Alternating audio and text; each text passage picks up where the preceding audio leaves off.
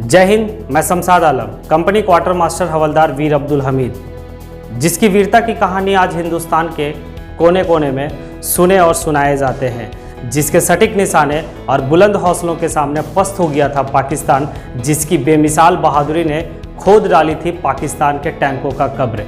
आज उसी वीर अब्दुल हमीद के वीरता की कहानी मैं आप लोग को बताने जा रहा हूँ।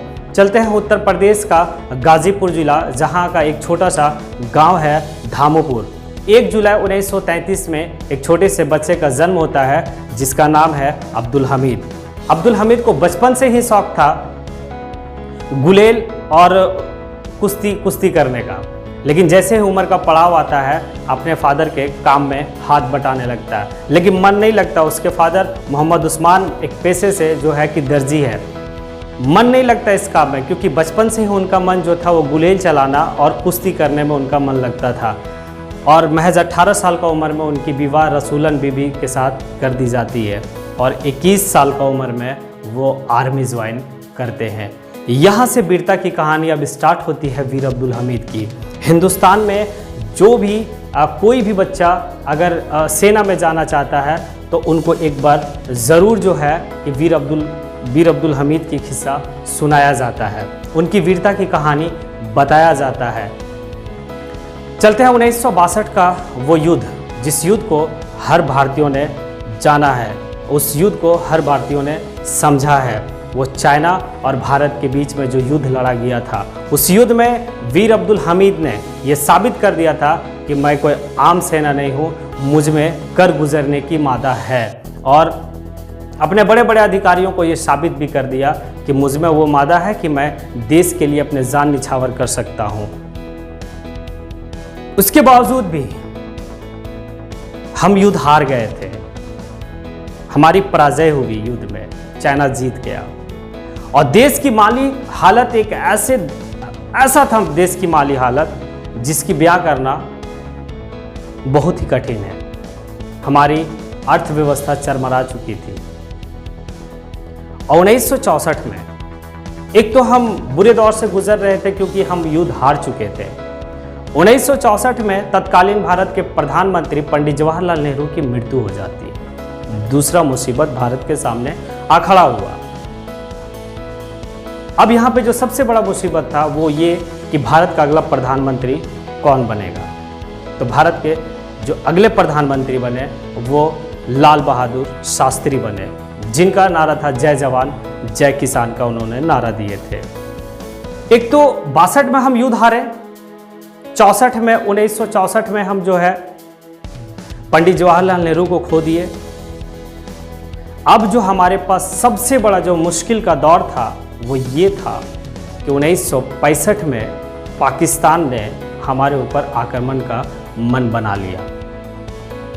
एक तो हम मुसीबत झेल ही रहे थे कि जो सबसे बड़ा जो देश के सामने मुसीबत जो खड़ी थी वो थी पाकिस्तान का हमला। उसमें वीर अब्दुल हमीद छुट्टियां बिताने के लिए अपने घर आए हुए थे। जैसे ही वीर अब्दुल हमीद को ये बात पता चलता है कि पाकिस्तान ने हमला करने का मंसूबा बना लिया है, कहाँ किसी का सुनने वाले। बैग को जब वो रस्सी से बांधने लगे तो रस्सी टूट गया, पहला अपशगुन। जब वो घर से निकले स्टेशन की ओर, स्टेशन चलने के लिए साइकिल लेके, तो महज कुछ ही दूर पे जाने के बाद साइकिल का चैन टूट गया, दूसरा अपशगुन। जैसे तैसे रेलवे स्टेशन पहुंचते हैं तो ट्रेन छूट जाती है, तीसरा अपशगुन। घर वाले काफ़ी जो है कि मना करने लगे कि मत जाओ, क्योंकि घर वाले को आभास होने लगा कि जा तो रहा है शायद वापस नहीं आएगा। कहाँ मानने वाले थे।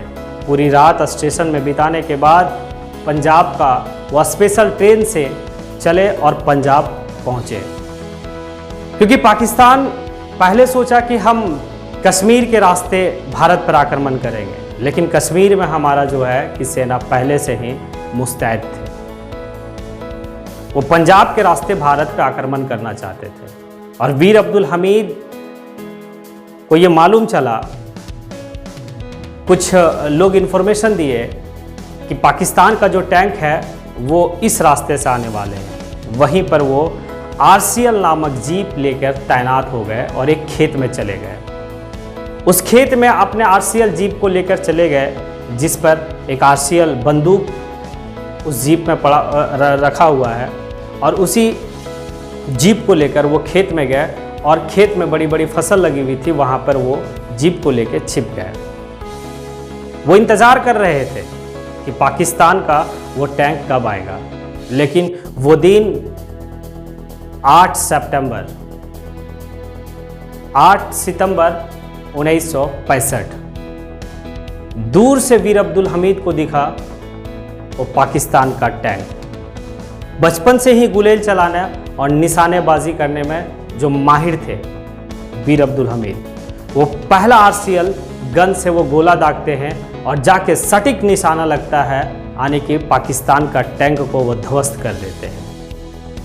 पाकिस्तान का सेना कुछ सोचता, उसके सोचने से पहले ही दूसरा गोला दागते हैं और दूसरा टैंक को ध्वस्त करते हैं। पाकिस्तान का सेना वहीं का वहीं खड़ा रहता और पीछे चला जाता है। महज एक दिन के बाद 9 सितंबर 1965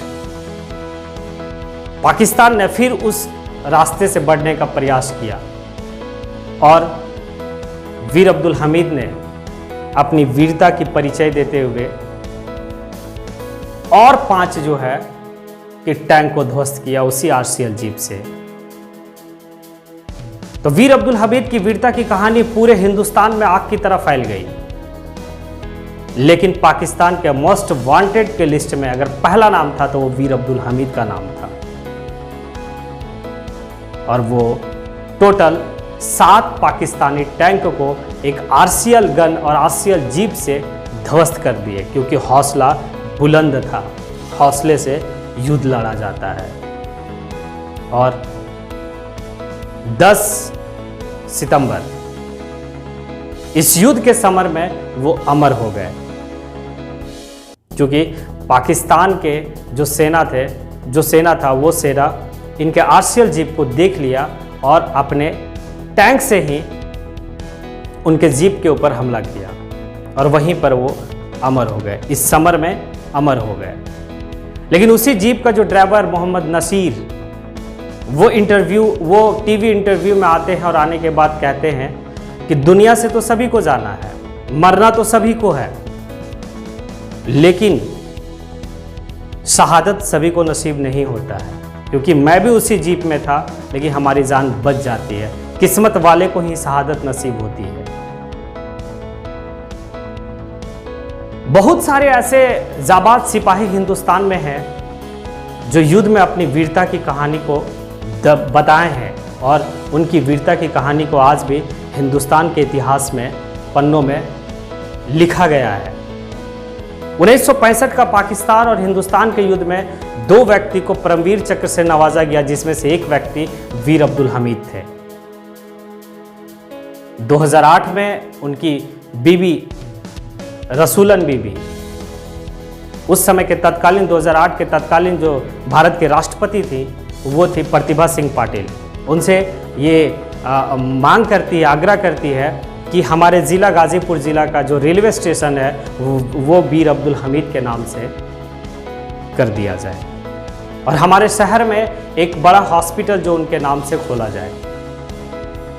पता नहीं ये हुआ या नहीं हुआ, लेकिन आज भी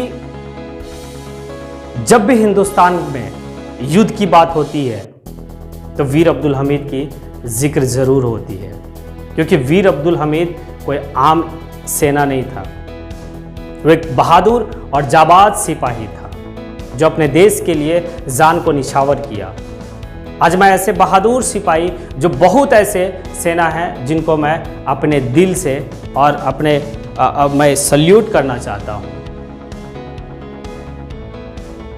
जय हिंद, जय भारत, जय जवान, जय किसान।